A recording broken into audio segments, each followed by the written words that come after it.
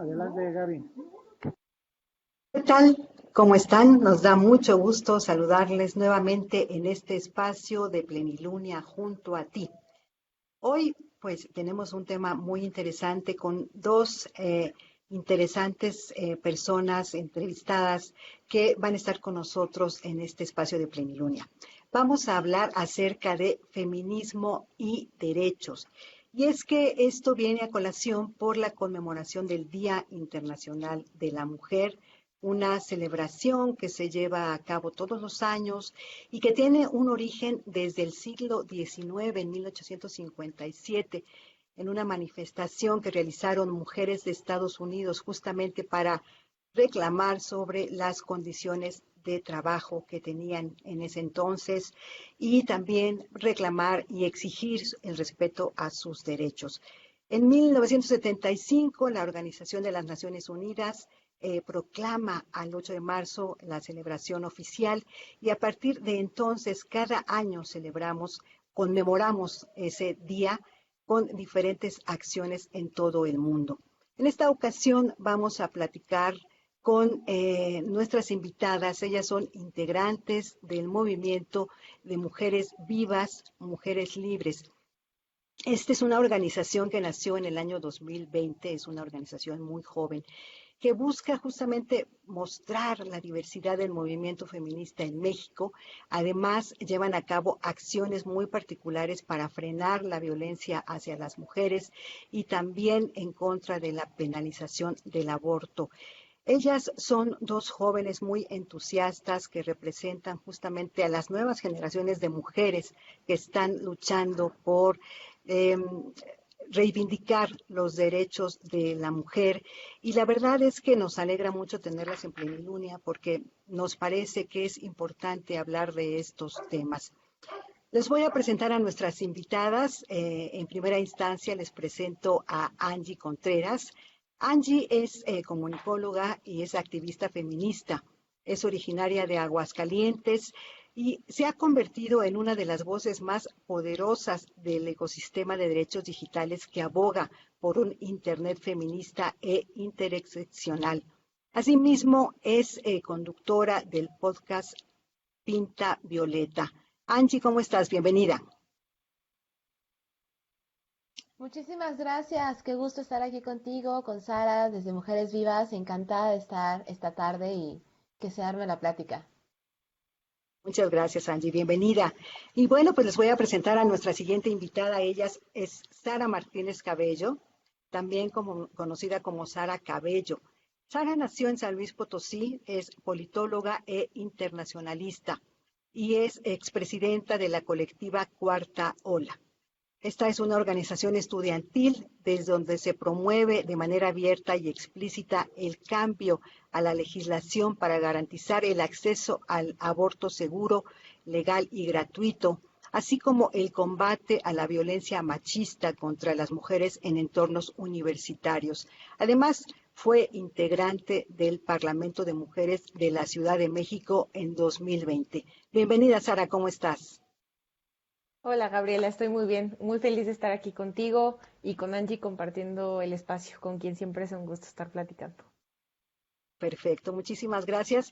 Pues vamos a dar inicio a la entrevista, pero los invitamos, amigos de Plenilunia, amigas de Plenilunia, para si quieren hacer alguna pregunta, si tienen alguna duda o algún comentario, que nos los hagan llegar, por favor, aquí en los comentarios de nuestro Facebook. Y al final de la entrevista, con mucho gusto, vamos a plantearles sus comentarios y dudas a nuestras dos invitadas. Y bueno, como lo dije al principio de esta transmisión, vamos a iniciar con este tema. Y yo pregunto, Angie, platícanos cómo nace este movimiento de mujeres vivas, de mujeres libres. ¿Cuáles son los antecedentes de este movimiento? Y preguntarte si esto es resultado de lo que vienen impulsando también otras generaciones de mujeres. Totalmente. El movimiento feminista es un movimiento que tiene muchísimo tiempo, muchísimos años, y que ahora lo que estamos nosotros haciendo es resultado de que es un movimiento vivo, es un movimiento que está en constante no actualización, sino que está en constante repensarnos desde otras formas, otros momentos, otros sentires, otras formas de estar transmitiendo, y que entonces Mujeres Vivas, Mujeres Libres es el resultado de dos movimientos que se han vuelto muy importantes para las mujeres en México, que es el movimiento de pañuelo morado, es el movimiento de que nos queremos vivas, nos queremos libres, pero está también el movimiento de pañuelo verde, la marea verde, el movimiento por el aborto, la despenalización, la decisión de las mujeres a decidir sobre sus cuerpos y sobre las maternidades deseadas.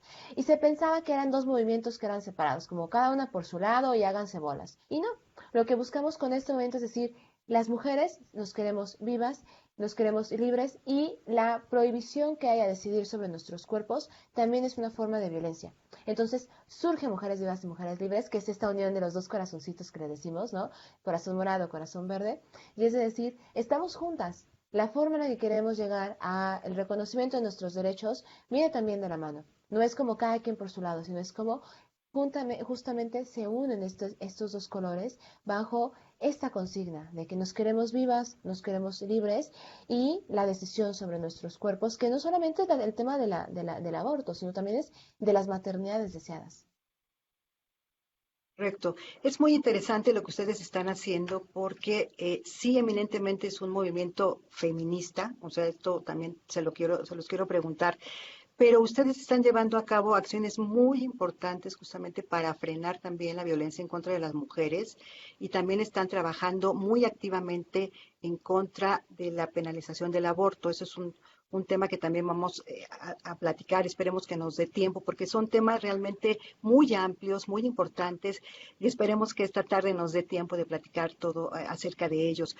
Pero, Sara, por favor, yo quiero preguntarte, hablando justamente del feminismo, ¿qué es el feminismo? Hay mucha gente que sabe del feminismo, lo conoce, sin embargo, creo que existe mucha confusión acerca de este concepto, de esta ciencia, de esta disciplina, que es el feminismo, y preguntarte, además, ¿existe uno o existen varios feminismos? Sara. Claro, y esto que estás diciendo es muy importante, ¿no? Porque hay mucha confusión y también hay mucha desinformación respecto a lo que es el feminismo, ¿no? El feminismo, como yo lo entiendo, es un movimiento social, sí, que busca que las mujeres tengamos todos los derechos que deberíamos de tener en un contexto de igualdad, pero también es una forma de vida. O sea, muchas veces se ve al movimiento como meramente algo político, pero algo que decimos mucho las mujeres que somos feministas es que lo personal es político, ¿no? Y lo que te hace feminista es el estar conscientes de que las mujeres deberíamos de vivir una vida libre de opresiones, deberíamos de vivir una vida libre de violencia y deberíamos de tener acceso a los mismos derechos que tiene nuestra contraparte masculina en esta sociedad. Cuando hablamos de feminismo, lo más sencillo para decir si alguien es feminista o no es feminista es, ¿crees que las mujeres deberían de gozar de los mismos derechos que los hombres en esta sociedad y que además deberían de vivir una vida libre de violencia? Si la respuesta es positiva, entonces déjame decirte que aunque no te nombres como tal, eres feminista. Pero muchas personas deciden no nombrarse porque hay mucha estigmatización respecto a nombrarse feminista y sobre todo en muchos estados de la República. En la Ciudad de México se ha normalizado un poco más. ¿Pero por qué? Porque hay una idea errónea de que las feministas somos aquellas mujeres misándricas que lo que quieren es gobernar, que lo que quieren es dominar el mundo y oprimir a los hombres y ejercer violencia contra los hombres. Y esto es completamente erróneo, ¿no? Lo único que buscamos es vivir una vida libre, una vida donde no tengamos que estar pidiendo, por ejemplo, que no haya 10 feminicidios al día, una vida donde podamos gozar exactamente de los mismos derechos. Y muchas personas dicen, bueno, pues es que ya tienen todos los derechos, ya pueden votar, pueden ser votadas, pero no tenemos este derecho a una vida libre de violencia, parece, ¿no? Tenemos que seguir pidiendo que no nos violen, que no nos maten. Y es por eso que es muy difícil nombrarse feminista porque implica aceptar ese dolor y querer cambiarlo, querer cambiar esta sociedad, ¿no?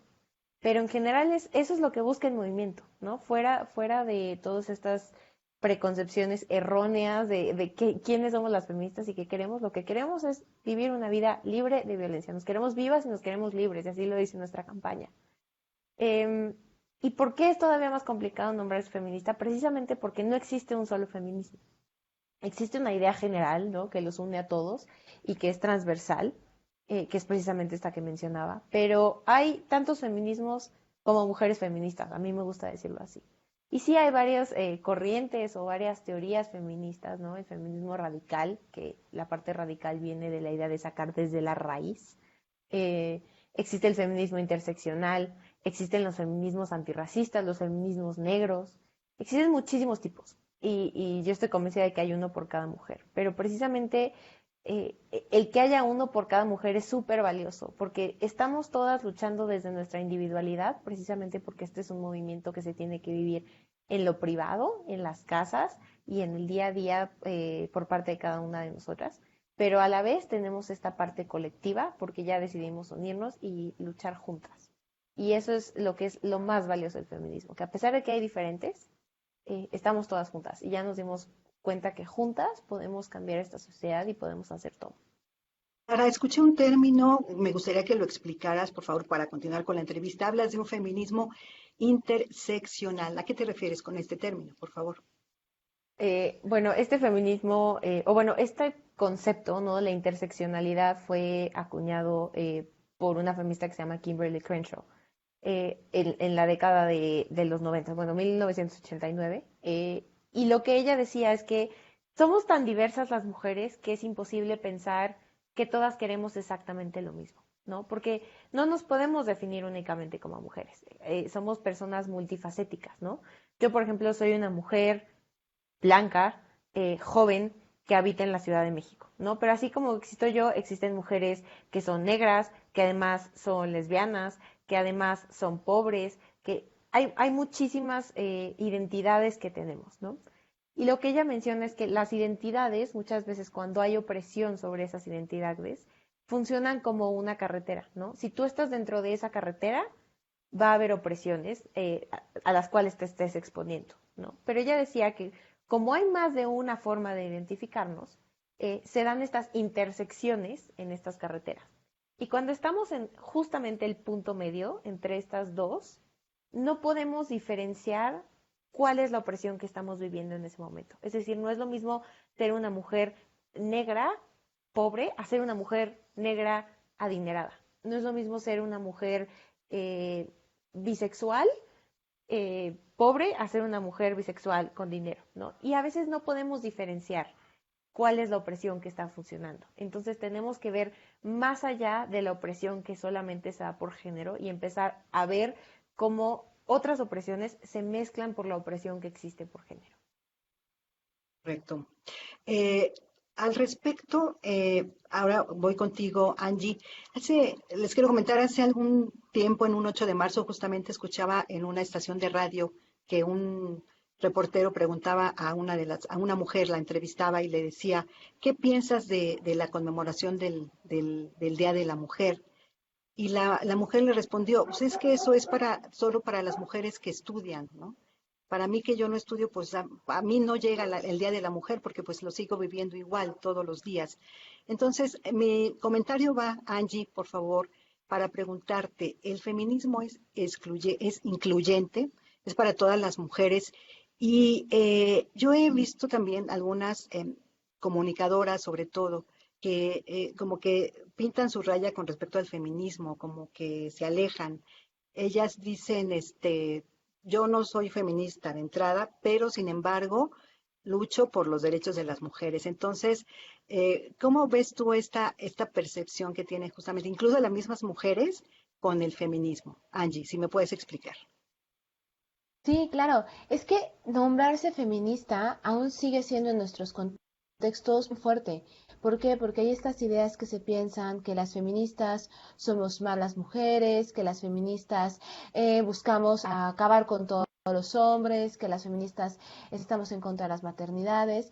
Y hoy en día todavía, o sea, como decía Sara, Caras en Ciudad de México poco a poco ha sido más, es más normal y es más parte de nombrarse feminista, pero yo, por ejemplo, estoy en Aguascalientes. Entonces, nombrarme feminista implica ese como de, uy, ¿no? Ese estigma que se hay hace todavía. Entonces, sí, yo estoy a favor de los derechos, pero no soy feminista, porque ya la etiqueta feminista piensan en todo lo malo que ya han escuchado, que no me ando repitiendo, pero piensan en todo lo malo.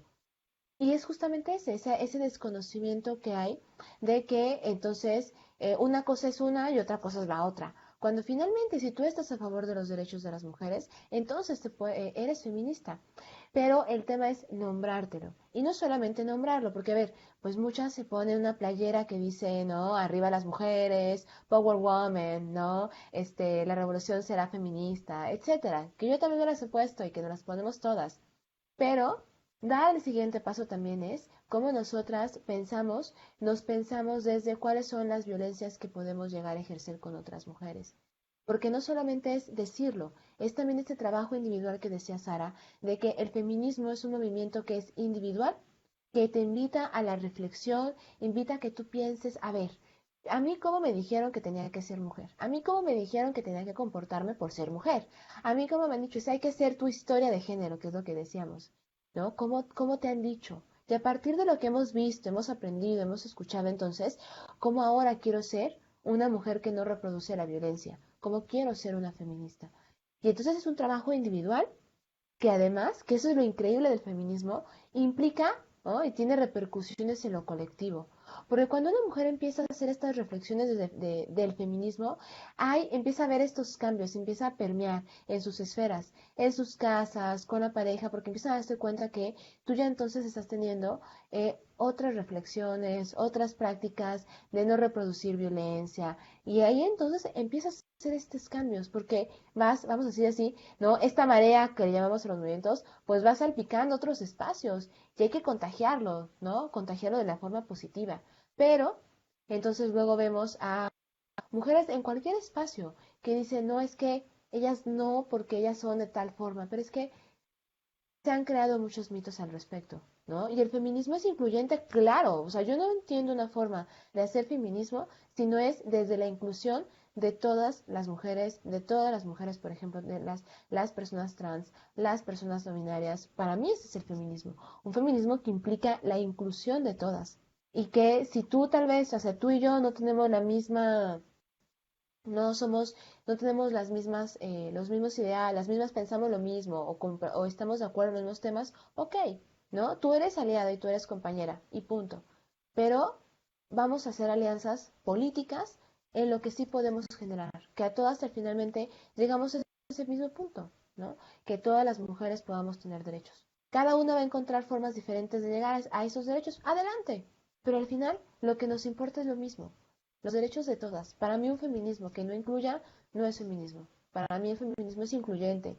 Y aquí cabemos todas, eso sí, todas cabemos. Pero sí invita a esta reflexión de cómo hacerle y hay miedo.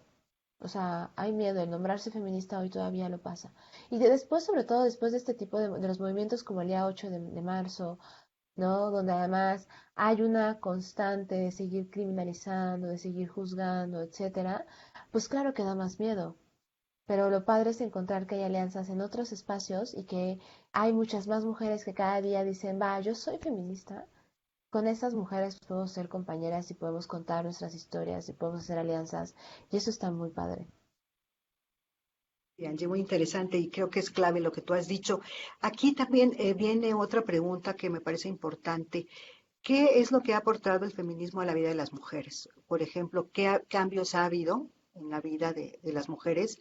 Y si tienen algunos casos concretos que nos quieran compartir, creo que sería importante. Sara, por favor. Claro, pues si nos vamos desde atrás, ¿no? A mí me gusta verlo desde atrás, qué nos ha dado el feminismo, porque esta no es una lucha que haya iniciado hace 2, 3 años, ¿no? Es una lucha que tiene años existiendo. O sea, desde mínimo la Revolución Francesa podemos hablar como tal de un movimiento feminista colectivo. Y, y en qué ha desencadenado, en que tengamos los derechos que hoy tenemos, que todavía nos faltan, ¿no? Pero tenemos hoy ya derechos que antes eran impensables para las mujeres. El derecho a votar y ser votadas, el derecho a estudiar, el derecho a escoger una carrera, el derecho a trabajar fuera del hogar, el derecho a escoger si queremos tener hijos o no queremos tener hijos, el derecho a escoger si queremos casarnos o no queremos casarnos, e incluso el derecho a tener una cuenta de banco, ¿no? Esto es algo que hace no tantos años era impensable, que una mujer tuviera control sobre su propio dinero y fuera y abriera una cuenta de banco y pudiera disponer y sacar ese dinero sin que estuviera a nombre de su marido o de su propio padre, ¿no? eso nos ha dejado el feminismo en un plano de derechos, pero creo que cuando nos vamos a una cuestión mucho más individual, a todas las mujeres el feminismo nos ha dejado algo porque nos ha transformado, nos ha cambiado la vida. Y a mí no me gustaría hablar por las demás, pero creo que en general, y cuando platicas con otras mujeres feministas, lo que solemos decir es que el feminismo nos ha dado libertad, nos ha dado esta capacidad de redefinirnos, de romper con estos estándares, con estos estereotipos que nos pusieron de lo que significaba ser mujer, ¿no? Eh, Nos hemos librado de muchas imposiciones y a lo mejor no es que no escojamos el rosa, ¿no? Nos dijeron toda la vida que teníamos que escoger el rosa y a lo mejor seguimos escogiendo el rosa, pero lo hacemos de una manera libre, lo hacemos por una cuestión de decisión y no de imposición. Y eso es, a mí me parece lo más transformador y lo más bonito del feminismo, porque nos ha permitido explorar realmente qué somos, quiénes somos y cómo queremos ir por la vida viviéndola. A dónde sí queremos ir, a dónde no queremos ir y qué decisiones queremos tomar en cada paso del camino. Y además, el feminismo nos ha dado mucha conciencia sobre todo aquello que no queremos, ¿no? Nos dice qué es lo que queremos, hacia dónde queremos ir, nos da esa oportunidad de decidir, pero también nos dice, todo esto que te enseñaron, puede ser que no lo escojas, ¿no? Y tienes la decisión de no escogerlo. Y no tienes que tolerar todo aquello que te dijeron que tenías que tolerar. El feminismo, por ejemplo, nos ha empezado a generar conciencia, sobre todo, o por ejemplo, sobre relaciones violentas, ¿no?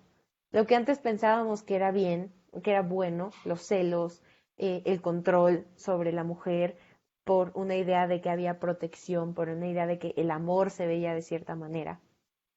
El feminismo lo ha transformado y le ha dado a las mujeres la opción de salir de esos espacios y decir, ¿sabes qué? Yo no quiero un amor así. No es normal que me cele esta persona o que controle todo lo que yo hago, todo lo que yo digo, lo que uso, lo que como, absolutamente todo. O que me manipule, no es normal. O incluso que me golpee, ¿no? El feminismo también nos ha dado eso. Nos ha dado conciencia sobre todo aquello que pensamos que era normal, que nos dijeron nuestras abuelas que era normal, que nos dijeran nuestras madres que era normal, para que nosotros podamos tener la conciencia de sentarnos a pensar, oye, esto que me dijeron que era, tiene que ser así necesariamente. Y ese es el poder más transformador del feminismo. Porque cuando todas empezamos a hacer esta reflexión en lo individual, creamos colectividades. Porque cuando nos ponemos a pensar incluso si la otra mujer, la mujer que está aquí al lado en realidad es nuestra enemiga, como nos hicieron creer, y nos damos cuenta que no es nuestra enemiga, actuamos en colectivo. Y hemos logrado hacer cosas impensables, ¿no? Desde transformar el dolor que implica que existan feminicidios en nuestro país, en muros que tienen sus nombres y que están llenos de flores. Y eso es lo más bonito del feminismo, si a mí me preguntan, esa capacidad de transformar las vidas de las mujeres en una vida de libertad, en una vida sin violencia, y cómo han logrado también transformar la sociedad para que esta sociedad también sea una sociedad más justa, más igualitaria y donde podamos ser libres. Muy bien, Sara, excelente, excelente explicación. Pero además de estos cambios concretos que nos has comentado, también hay cambios en o beneficios también en la parte de la salud de las mujeres, en el caso de la salud sexual y reproductiva. Angie, a mí me gustaría que tú nos platicaras cómo interviene justamente el feminismo en esta parte de la salud sexual y reproductiva de las mujeres, o sea, en su salud en general. ¿Qué nos explicas al respecto? Vaya, pues eso es que desde el tema de la decisión, desde la cuestión de yo cómo decido sobre mi cuerpo, porque, y justamente hilándolo con lo que decía Sara, el feminismo nos ha dado la autonomía.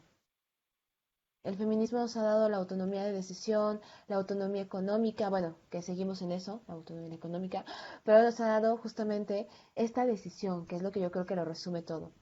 Y de decidir sobre todo, por ejemplo, en nuestra cuestión de nuestras maternidades. ¿Queremos o no queremos ser madres?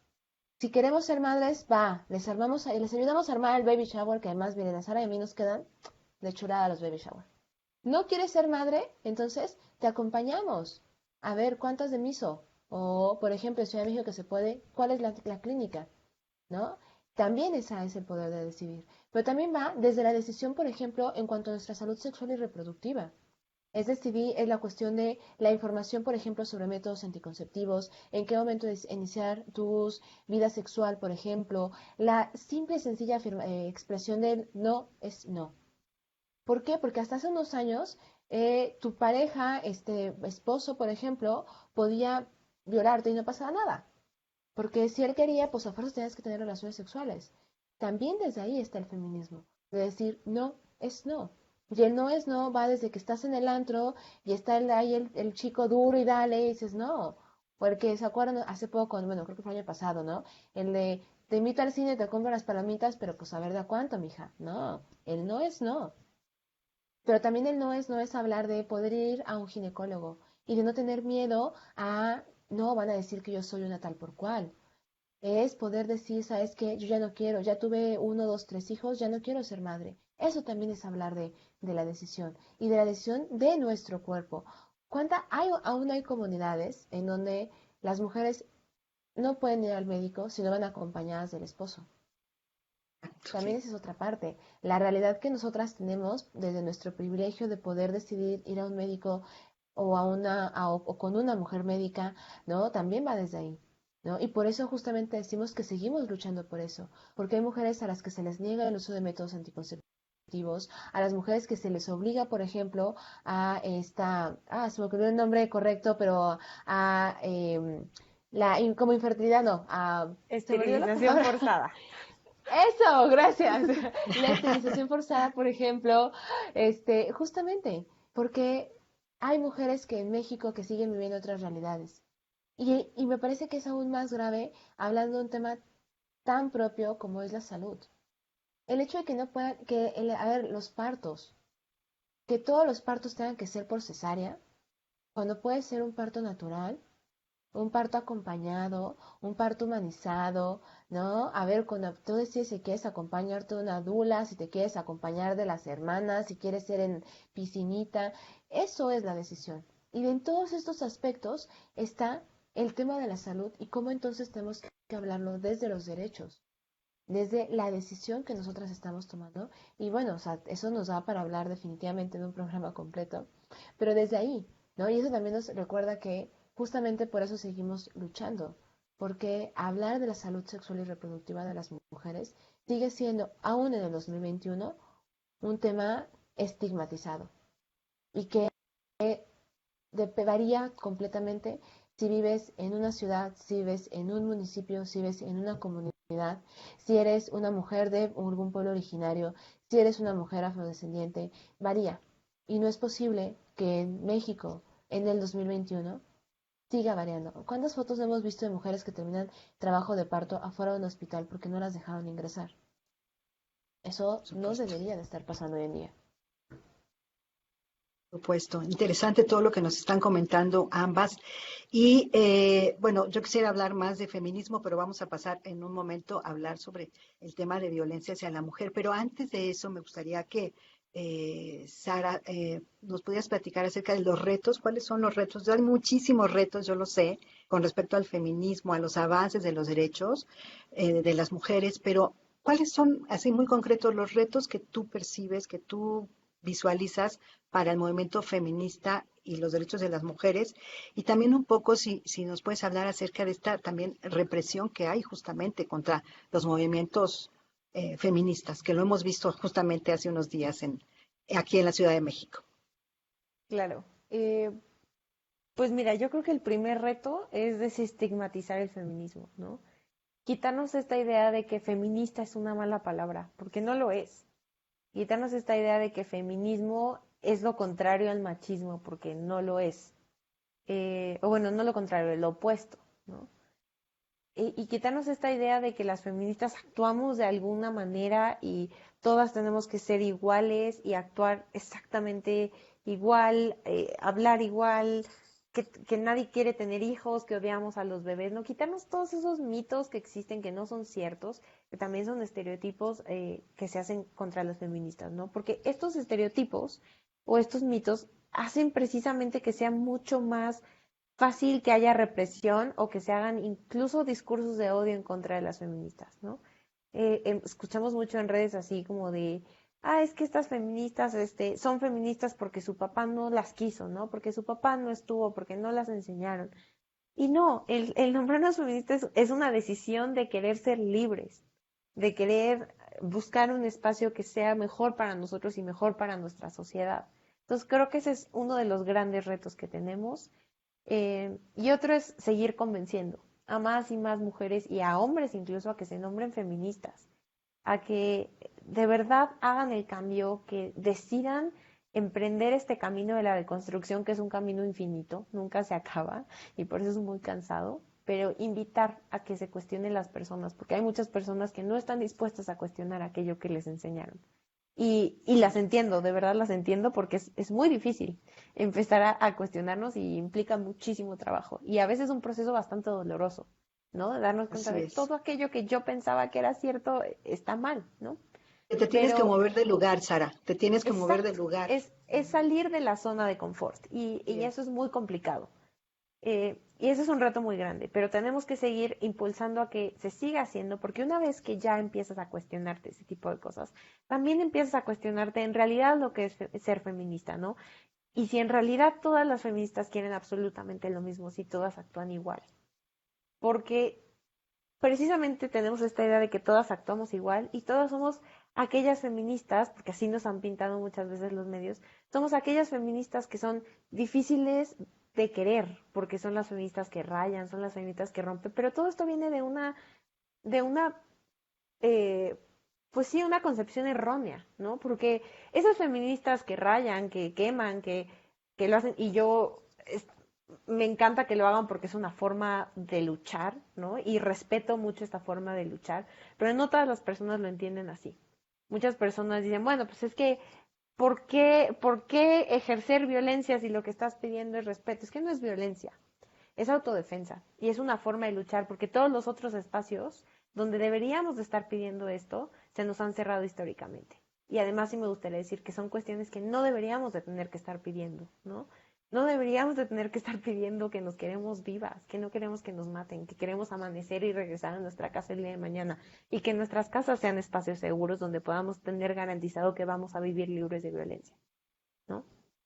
Pero precisamente porque los medios se han enfocado en hablar solo de ese tipo de feminismo y desde una concepción eh, extremadamente desinformada, estigmatizando, es que hemos visto que hay muchísimo más represión, ¿no?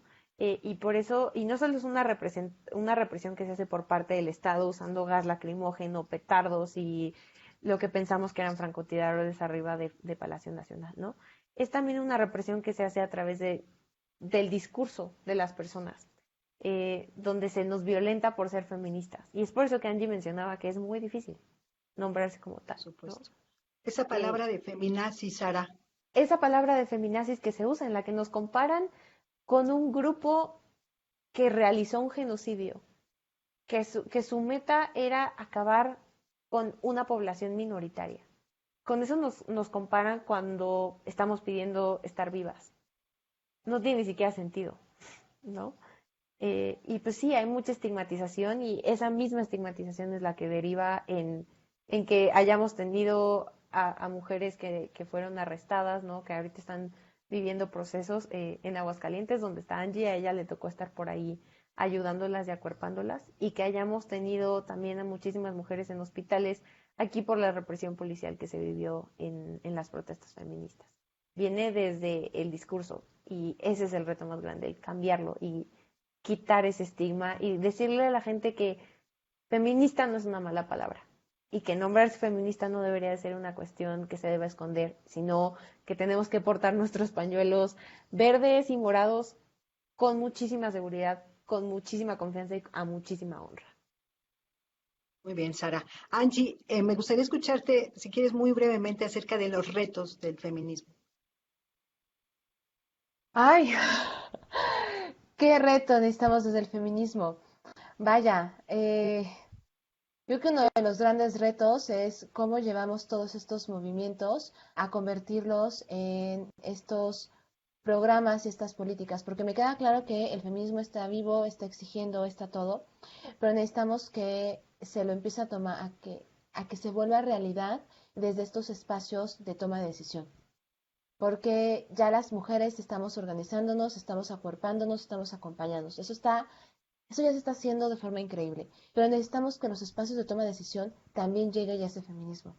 Y para eso necesitamos que dejen de tener miedo, que nombrarse feministas no está mal, que se puede llevar el feminismo desde las políticas, desde los programas y que se puede hacer muchísimo. Pero ese es el reto, ese es el siguiente pasito. Y que no sea tomado nada más el día 8 de marzo, el día 25 de noviembre y ya.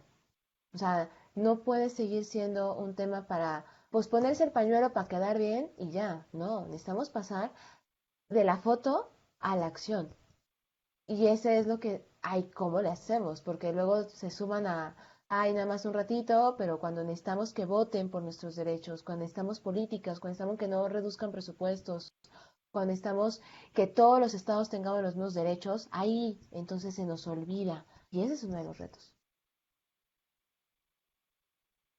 Correcto, Anti, muy bien. Mujeres Vivas, Mujeres Libres tiene otro campo de acción y es la violencia de género. Ahora mismo en la pandemia, 1 de cada 3 mujeres está sufriendo violencia de género. La mayoría de los casos suceden en el ámbito doméstico. Digo, es un tema también importante y urgente de seguir atendiendo. Sara, ¿qué nos comentas al respecto de esto? Hablando de la violencia de género, desde Mujeres Libres, Mujeres Vivas, ¿qué están haciendo para frenar esta violencia? Sí, esto que mencionas es completamente cierto, ¿no? Lo que la pandemia nos ha enseñado a la sociedad es que la violencia que vivimos las mujeres suele ser diferente a la de los hombres. Y precisamente porque es diferente es que le tenemos que poner especial atención, ¿no? Hemos visto que los niveles de violencia generalizada han bajado en los meses que hemos estado confinados, ¿no? Vemos que ha bajado el secuestro, vemos que ha bajado el robo a mano armada, vemos que ha bajado también un poco los niveles de delincuencia organizada, pero los niveles de violencia hacia la mujer han subido. Precisamente porque, por esto que mencionas, ¿no? Porque se vive principalmente dentro de los espacios domésticos. Y esto nos ha hecho pensar que entonces quienes realizan esa violencia hacia las mujeres son personas de confianza, son personas con quien tenemos relaciones cercanas, nuestros esposos, nuestros novios, nuestros padres, hermanos, tíos, primos. Y por lo tanto tenemos que tener políticas un poco diferentes, ¿no? Algo que hemos hecho desde Vivas y Libres, y es por ejemplo algo que hicimos para el 14 de febrero, fue empezar a hablar de violencia en el noviazgo, por ejemplo, o violencia en las relaciones de pareja. Porque justo nos han hecho creer que el amor se ve de una forma que en realidad no es amor, ¿no? Es que si me quiere, entonces me protege y entonces me cela y entonces no pasa nada si me pega porque yo lo provoqué, ¿no? Porque además nos enseñaron a echarnos la culpa a nosotros o a nosotras, ¿no? Y esto es algo que hemos tratado de hacer, tratar de hablar de esa violencia que se vive dentro de las casas y hemos llegado a estas casas precisamente porque nuestra principal plataforma de acción son las redes sociales. Y hemos tratado de hablar de estos temas, de desnormalizar todo aquellos que pensamos que era normal en las relaciones y en el espacio doméstico, em, porque precisamente por eso tenemos que iniciar, ¿no? Y sobre todo en esta situación pandémica, en el hacerle saber a las mujeres, uno, que aquello que están viviendo, si es violencia, no está bien, y dos, que van a tener un espacio seguro para denunciar o para salir de esas relaciones violentas en nosotras. Y es por eso que Vivas y Libres no es una plataforma, no es una campaña dirigida únicamente para mujeres feministas. Nosotras estamos invitando a todas las mujeres, independientemente de si se nombran feministas o no, a que se unan y a que de verdad sean parte de esta reflexión colectiva que estamos teniendo, porque aquí vamos a estar para ellas, para apoyarlas y para hacerles saber que no están solas en este proceso. Correcto. También tengo aquí otros datos importantes. En los últimos 10 años, según datos justamente recopilados por Amnistía Internacional, 31,000 mujeres fueron asesinadas en México. 31,000 mujeres fueron asesinadas en México. Actualmente, más de 4,000 de estos casos son investigados como feminicidios. Esta pues es una cifra aterradora, pero a mí me gustaría aquí, Angie, si me puedes comentar cuáles son los retos justamente que enfrentamos en este tema, el tema de feminicidio. Vaya, son varios aspectos. Primero, pues también, ¿no? A ver, dejar de claro que el feminicidio es igual a un homicidio, justamente por lo que comentaba Sara, ¿no? Hay una diferencia y son esas razones específicamente es por las que cuando decimos es que nos asesinan por ser mujeres, pues es que estas razones de ser mujer es desde los espacios donde se están dando, ¿no? Desde las formas violentas en las que se está dando, que de hecho el último reporte de ONU Mujeres también mostraba datos de que estaban disminuyendo las edades de las víctimas y que además estaba incrementando el uso de armas de fuego. Entonces también es otra narrativa de los feminicidios de la que teníamos finalmente. Pero también el tema del acceso, ¿no? Menos del 8% de los casos de feminicidios se llevan, pues llevan a buen puerto o llevan, o más bien terminan en un acceso a la justicia para las víctimas. Pero hablamos también de cómo se logra acceder a la justicia, a la reparación de que sabemos que un asesinato jamás podrá tener una reparación del daño, pero para, por ejemplo, las hijas y los hijos, el tema de la revictimización. Los feminicidios no acaban una vez que ha sido lamentablemente asesinada la mujer, sino que una vez que ha sido asesinada, hay otra serie de violencias que atraviesan a las mujeres. Por ejemplo, la mediatización que se hace de sus cuerpos, el tema de los estigmas que hay a partir de la forma en la que se asesinó, la revelación de información sensible y personal, donde dan lujo de detalle, donde revelan nombre de hijas e hijos. A ver, Internet no olvida. Estamos dejando un historial al respecto de... Entonces, el tema es que no hay, ahí no termina. Ya eso súmele que los procesos de acceso a la justicia son tardados, ¿no? Lo que decía de la impunidad. Son tardados, son caros, son lentos, son revictimizantes. Entonces, súmale al feminicidio todo el tema burocrático, todo el tema de papeleo, a eso todo el estigma social que hay, el desconocimiento también, ¿no? Porque, pues, ¿cuántas mujeres desaparecidas tenemos en México? Entonces, el reto que tenemos con el feminicidio primero es nombrar feminicidio como lo que en verdad se investigue con perspectiva de género en automático cualquier asesinato violento de mujeres. Unificar también, porque si bien el feminicidio es reconocido en todo el país, hay agravantes diferentes en cada estado. Entonces, por ejemplo, hay estados que consideran algunas cuestiones como feminicidio, otras no. Entonces, eso entorpece una investigación, porque entonces igual, ¿no? Dime en qué estado eres, de qué estado eres y te diré, pues si depende de tu condición en la que te asesinaron, pues es lo que te toca, ¿no? Y toda la chamba que tienen los medios de comunicación de informar con perspectiva de género, informar desde la sensibilización, informar no revictimizando, que eso también es importante para que no se sigan pues tomando a la ligera los feminicidios. Y por supuesto es un reclamo también que están haciendo todos los movimientos de mujeres. Em, pues sí, efectivamente, como decían, las mujeres son violadas y asesinadas por sus parejas. Y la verdad es que, pues luego esta violencia no es denunciada porque bueno, temen justamente por su seguridad y además no saben a dónde ir, como decía Sara. A mí me interesaría brevemente que abundaras en la parte de cómo se encuentra el marco jurídico en México en cuanto a violencia contra las mujeres. Sara. En cuanto a reparación y acceso a la justicia hay mucho que desear, ¿no? Ya lo decía Angie, ¿no? Tenemos códigos penales que funcionan diferente en cada estado de la República y esto entorpece también las investigaciones y también la forma en la que se condenan estos delitos, ¿no? No es lo mismo ser asesinada en Ciudad de México que ser asesinada en Aguascalientes o ser asesinada en Monterrey.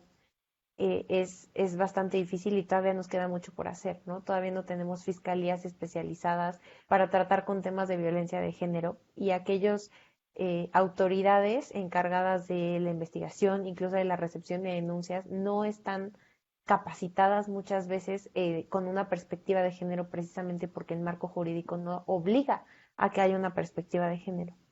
Otra cosa que vemos muy comúnmente es que Sí, precisamente. El marco jurídico o la legislación obliga a que haya perspectiva de género en la manera en la recepción de denuncias, en la manera de investigar y en la impartición de justicia.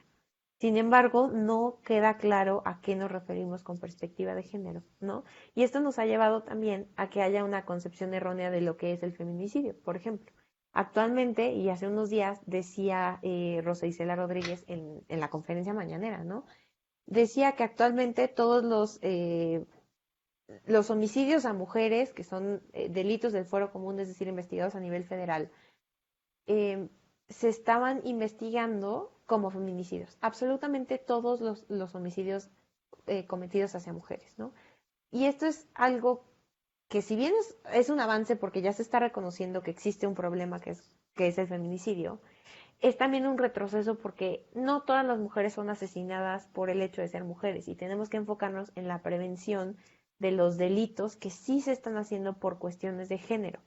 Entonces, si tratamos a todos los delitos como si fueran una cuestión de género, perdemos de vista aquellos que sí están sucediendo como tal y perdemos de vista qué es lo que podemos hacer. Entonces, tenemos que enfocarnos también en que en esos marcos jurídicos y esas legislaciones sean muy claros y muy específicos en qué se va a juzgar con perspectiva, qué se va a juzgar como un homicidio y que haya perspectiva de género en absolutamente todo el proceso. Desde el momento en el que la mujer llega a un ministerio público y presenta su denuncia, que nunca se le pregunte qué traía puesto, dónde estaba, si había bebido, si estaba con alguien más, si era de noche, ¿no?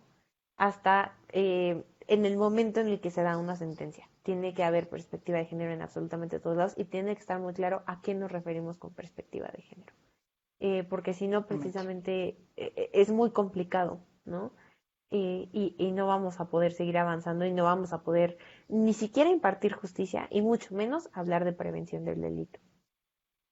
Claro que sí, yo coincido contigo. Creo que la perspectiva de género es importante justamente en todos los ámbitos de nuestra sociedad, porque con perspectiva de género justamente podemos tener otra visión y podemos justamente avanzar en todos estos aspectos legales, aspectos jurídicos, en muchos ámbitos que tenemos atorados justamente porque no se miden o no se trabajan con una perspectiva de género. Así Y es. hablando justamente de otro tema que también ustedes trabajan mucho acerca, bueno, de la despenalización del aborto, quisiera preguntarles, es un tema muy polémico, lo sabemos, tiene muchas aristas, también lo sabemos, pero creo que es importante para la vida de las mujeres, justamente, porque muchas mujeres han muerto justamente por abortos clandestinos, por abortos insalubres, y es una situación también que tiene que ver con derechos humanos, que tiene que ver con salud y salud pública. Hablando justamente de este tema, ¿cuáles son los retos, Angie? ¿Cómo nos encontramos actualmente en México con respecto a la despenalización del aborto? Sabemos que cada estado tiene su legislación muy particular, pero cuéntanos para que nuestros lectores, nuestras lectoras se enteren o se profundicen más en el tema de cómo nos encontramos actualmente en México con respecto a la legislación de la despenalización del aborto. Por favor, Angie. Vaya, vaya, pues a nivel despenalizado, o sea, que se permita la interrupción del embarazo o el aborto hasta la semana 12, solamente en Ciudad de México y en Oaxaca. Son los únicos estados actualmente que lo tienen. El resto de los estados vivimos prácticamente desde la criminalización. Es decir, que una mujer que decide abortar es criminalizada, o sea, la mandan a la cárcel. Eso sí, hay algunas causales que dice que, ok, si la vida de la mujer está en peligro, si hay alguna malformación, ¿no? Si es por violación, se permite. Pero el tema es que hablar de aborto en México tiene una carga fundamentalista, conservadora muy fuerte todavía. Y que como tú lo comentabas, pues justamente cada que se quiere hablar del tema, se habla desde creencias, desde religión y no desde la perspectiva de los derechos humanos, desde la ciencia, que es desde donde tendríamos que estarlo hablando. ¿Qué más tenemos en México? Bueno, en México, y creo que es algo que nos ha permitido avanzar, es que tenemos la NOM 046. La NOM 046 permite la interrupción del embarazo a cualquier mujer en caso de violación y tiene que garantizarlo el Estado. Si una mujer es víctima de violación, de hecho ni siquiera tiene que presentar una denuncia y va y solicita, porque viene la NOM 046 esta parte de, bueno, ahí lo dice mejor, pero es como, te creemos, ¿no? Yo sí te creo, lo te creemos. Solicitas una interrupción por violación y el Estado tiene que garantizarlo. Esto porque es un avance, porque entonces permite a las mujeres de cualquier parte del país en sus estados, tener que estar viajando y lo que implica entonces tenerse que estar trasladando. ¿Qué es lo que pasa? Bueno, que entonces en estados, por ejemplo, como el mío en Aguascalientes y de cualquiera de los otros estados que aún no se permite esto, entonces tienen que viajar a Ciudad de México. Y entonces volvemos a lo mismo. Volvemos a un tema de que depende de cuál sea entonces tu capacidad económica, tú vas a poder buscar un aborto que no te ocasione cualquier otro daño. Pero algo también que ha sido algo muy importante es la organización de las mujeres, desde las acompañantes, desde esta clandestinidad, pero acompañadas, autónomas, seguras, que las mujeres entonces se han organizado para acompañar a otras mujeres. Eso ha salvado muchísimas vidas. Y eso ha permitido que entonces en estados donde se criminaliza, las mujeres puedan decidir sobre sus cuerpos. Y eso ha permitido que entonces hoy en día se estén dando. Y me parece que la forma en la que se organizan las mujeres acompañantes es increíble. Mi reconocimiento siempre a ellas por la forma en la que trabajan para organizarse, porque entonces están haciendo una chamba que el Estado no está haciendo. Y que hoy en día ha habido también algo muy bueno, que es que en algunos congresos han intentado promover estas reformas a los códigos penales de sus respectivos estados para justamente, ¿no?, quitar esta criminalización que se hace a los cuerpos de las mujeres. La más reciente fue en Quintana Roo, si no me equivoco. Aguascalientes, de hecho, también tuvimos este tema en diciembre del año pasado. Y bueno, en Guanajuato, si no me equivoco también, ¿verdad? Fue el año pasado, pero que ha estado detenida, bueno, cuando es votada en las comisiones, pues es votada de forma negativa y va para atrás. Pero ha habido más insistencia que en otros años para que cada estado reforme. Lo que esperamos, pues también es una reforma a nivel nacional, ¿no? Que se reforme el Código Penal a nivel nacional para que entonces ya todos los estados en automático podamos tener esta decisión. Y aquí es bien importante, creo que como mencionamos, no es el derecho al aborto, es el derecho a la decisión de las mujeres. Desde esta decisión, cómo nosotras decidimos queremos o no la maternidad. Por eso hablamos de maternidades deseadas. No estamos en contra de las maternidades, estamos a favor de las maternidades deseadas, porque a ver, los embarazos adolescentes, ¿cuánto de este porcentaje de embarazos adolescentes son producto de violaciones? Y que las mujeres puedan entonces continuar y decidir cuál es el camino que quieren para sus vidas. Desde ahí está, desde esta autonomía de las mujeres a decidir sobre sus cuerpos. Ninguna mujer tendría que estar decidiéndolo pensando en me van a criminalizar o no. Pero lamentablemente, súmele a eso, el tema de los estereotipos que aún siguen, estos prejuicios sociales que hay, pues es más fuerte a veces. Porque además, si te queman en redes sociales, en estas notas, ¿no? De, mujer se le encontró mala madre, y todo esto que dicen, pues entonces pesa más el prejuicio social que hay al respecto. Por supuesto. Muy bien. Pues ya están llegando algunas preguntas de nuestro público. Vamos a empezar a dar lectura porque, bueno, ya también estamos por finalizar el programa. Carmen Ramos, saludos, Gabriela. Carmen, muchísimas gracias por estarnos viendo. Te mando muchos saludos y abrazos. Maribel nos comenta, totalmente cierto. Los derechos de las mujeres se han ido consiguiendo de generación en generación y las chicas de hoy, menos conflictuadas y más determinadas, caminan y avanzan sobre el camino donde las de adelante que picaron piedra. Cada quien en su ámbito y en su entorno. Excelente plática. Gracias. Una pregunta también dice, ¿cuál es la relación desde su perspectiva del feminismo y con las religiones? No sé quién quiera contestar esa pregunta. Feminismo, la relación del feminismo con religiones. Si quieres, yo la contesto, Gabriela. Adelante. Una concepción errónea que se tiene muchas veces del feminismo es que estamos en contra de todo tipo de religiosidad, ¿no? Que estamos en contra de que haya mujeres que sean católicas y además porten un pañuelo verde, ¿no? Y eso es un mito, es algo que es completamente erróneo porque el feminismo nos deja, si algo nos ha enseñado el feminismo es que nosotras podemos ser absolutamente todo lo que queramos, ¿no? Y dentro del feminismo se puede ser cristiana, se puede ser católica, se puede ser atea, se puede ser protestante o musulmana, ¿no? Y hay muchísimas perspectivas. Ahora, de algo en lo que sí estamos en contra, son de imposiciones de género que se han introducido y que han sido defendidas a lo largo de los años por estos fundamentalismos religiosos, ¿no? Es decir, ¿de qué estamos en contra? De que se nos diga que decidir por nuestros cuerpos es un pecado, ¿no? Y con base en estas ideas religiosas, estas concepciones de qué es pecado y qué no es pecado, se legisle por todas las mujeres, ¿no? Estamos súper a favor de que haya mujeres que sean católicas, que quieran ser madres, que jamás abortarían, ¿no? Eso es algo que es súper válido.